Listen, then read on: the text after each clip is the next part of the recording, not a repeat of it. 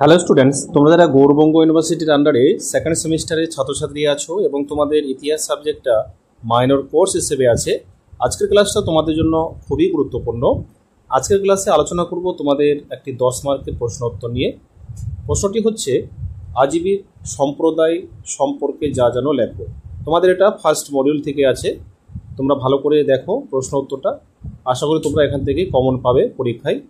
দেখো, প্রথমে আমরা ডেফিনেশনটা জানবো, অর্থাৎ ভূমিকা। খ্রিস্টপূর্ব 6ষ্ঠ শতকে প্রতিবাদী ধর্মীয় আন্দোলনের যুগে বৌদ্ধ ও জৈনদের আজীবিক ধর্মের উত্থান ঘটে। ইতিহাসে এই আজীবিক ধর্মের অনুসারীরা আজীবিক সম্প্রদায় নামে পরিচিত। এই সম্প্রদায়ের সন্ন্যাসীগণ জৈনদের মতো কঠোর শৃঙ্খলার দ্বারা নিয়ন্ত্রিত জীবনযাপন করতেন এবং সম্পূর্ণ নগ্ন অবস্থায় থাকতেন। এই সম্প্রদায়ের প্রতিষ্ঠাতা ছিলেন গোশাল মঞ্জুরি পুত্র বা গোশাল সংঘলি পুত্র। তবে তার পূর্ববর্তী দুজন গুরুর নাম যথা নন্দবচ্চ ও শ্রী সংকিচ্চ এর উল্লেখ পাওয়া যায়। জৈন গ্রন্থ সুয়োগর ভগবতী সূত্র অর্থাৎ বৌদ্ধ গ্রন্থ দীর্ঘনিকায়, অঙ্গুরনিকায়, মিলিন্দ ওহ, মহাবোধি জাতক প্রভৃতি গ্রন্থ থেকে গোশাল সংঘলি পদ সম্পর্কে জানা যায়। তারপর তোমরা প্যারা চেঞ্জ করে লিখবে, পালি গ্রন্থ অনুসারে গোশাল ছিলেন একজন সংঘ বা চারণ কবি ও চিত্রকরের পুত্র এবং নিজেও এই পেশা গ্রহণ করেন। জৈন গ্রন্থ থেকে জানা যায় গোশাল ছিলেন মহাবীরের বন্ধু। আরেকটা কথা, সেটা হলো তোমরা যারা ইতিহাস মাইনর স্টাডি মেটেরিয়াল পারচেস করতে চাইছো, তাহলে তোমরা এই যে স্ক্রিনে দেওয়া নম্বরটি দেখতে পাচ্ছ, এই নম্বরে যোগাযোগ করে তোমরা স্টাডি মেটেরিয়ালটা পারচেস করতে পারো। আর পেড বেচে তোমাদের অনলাইন ক্লাস চলছে, তোমরা চাইলে অ্যাডমিশন নিতে পারো। তারপরে লাইনটা হচ্ছে, এখানে কিন্তু তাদের মধ্যে মতবিরোধ দেখা দিলে গোশাল মহাবীরকে ত্যাগ করেন এবং নিজেকে তীর্থঙ্কর বলে দাবি করেন। শ্রাবস্তিতে হালাহালা নামে এক কুম্ভকারণীর গৃহ ছিল গোশালের প্রচার কেন্দ্র। তিনি বহু অঞ্চল ভ্রমণ হবে। তার শিষ্য সংখ্যা ক্রমশ বৃদ্ধি পায়। গোশাল মনে করতেন মানুষ অবস্থার দাস, তার কোনো ক্রিয়ার কোনো ফল নেই। তারপরে বলা হচ্ছে, মানুষ নিয়তি তাড়িত। অঙ্গুরনিকায় গ্রন্থে বলা হয়েছে গোশাল কর্মক্রিয়া ও বীর্যের ফলকে অস্বীকার করেন, কারণ তিনি অক্রিয়ায় বিশ্বাসী ছিলেন।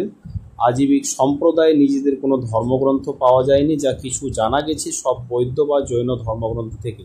তারপরে আজীবিক বর্ণ ছিল নিরস্বরবাদী। এদের মতে জগতের সব ঘটনায় মানুষের ইচ্ছা বহির্ভূত, পূর্বকারণভূত ও নিয়ম চালিত, মানে যা কিছু হবে অটোমেটিকলি হবে আর কি।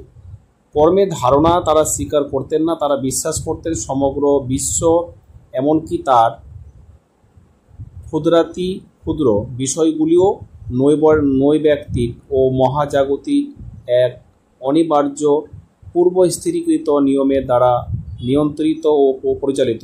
তাদের মতে আত্মার দেহ থেকে দেহান্তর যাত্রা কোনো মতেই নিয়ন্ত্রণ করা সম্ভব নয়। যারা শ্বাস গ্রহণ করে, যারা জন্মের অধীন, যারা জীবিত, তাদের না আছে শক্তি, না আছে ক্ষমতা, না আছে পুণ্যের অধিকার। তারা গড়ে ওঠে নিয়তির হাতে, পরিচালিত হয় নিয়তি ঘটনাচক্র ও স্বভাবের দ্বারা। এই ধারণা পোষণ করেও আজীবিক সন্ন্যাসীগণ কঠিন তপস্যায় মগ্ন থাকতেন। এ বিষয়ে তাদের ধারণা ছিল অদৃষ্টের প্রবল শক্তি দ্বারাই তারা চালিত হচ্ছে। তারপরে মৌর্য যুগ আজীবিকদের সর্বাপেক্ষা প্রতিপত্তির যুগ।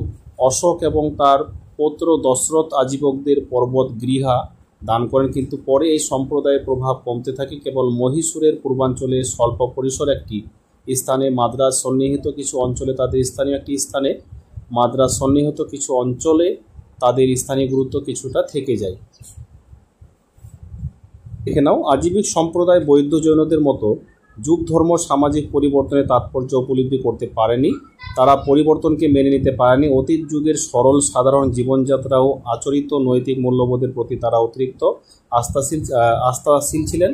সমাজ বাস্তবের সঙ্গে তাদের ধ্যান ধারণার অসঙ্গতি তাদের মধ্যে গভীর হতাশার সৃষ্টি করেছিল এবং তাদের নিয়তিবাদী গড়ে তুলেছিল। মগধরাজ অজাতশত্রু যখন ব্রিজি রাজ্যকে ধ্বংস করার উদ্যোগ নেন, তখন ঘোষাল তারই মধ্যে দেখেছিলেন তার প্রত্যাশার মৃত্যু। ঘোষালের অন্তিম প্রলাপ ভাষণে প্রতিফলিত হয়েছিল অজাতশত্রুর যুদ্ধাভিযানের দুঃস্বপ্ন।